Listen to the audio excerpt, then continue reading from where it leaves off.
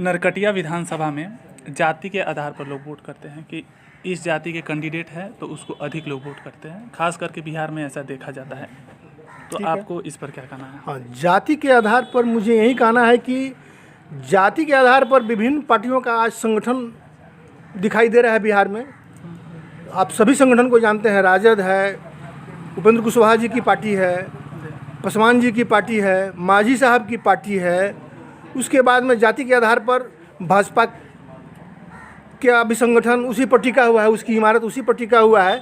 तो सभी जाति के जो लोग हैं इस बात को निश्चित रूप से महसूस कर रहे हैं कि हम लोग जाति के आधार पर आए हैं, जुटे हैं, तो मेरा क्या विकास हो रहा है।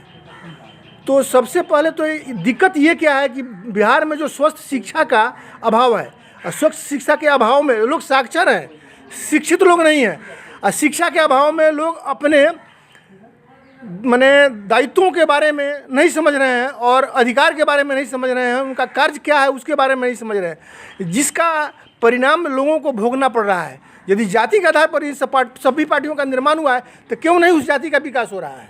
ये होना चाहिए।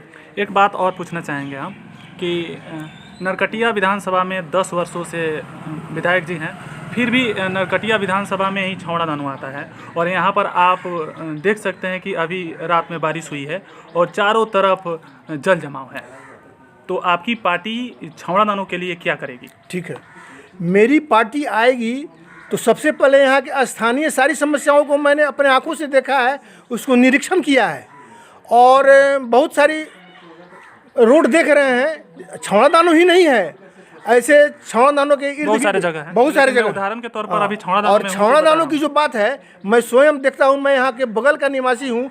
छौड़ा दानो जो है लगभग 15 पंचायतों से जुड़ा हुआ है और 15 चौका 60, कम से कम एक पंचायत में 4 गांव होता है। तो 60 गांव के लोग यहाँ आते हैं और अपने काम के लिए इस ब्लॉक में।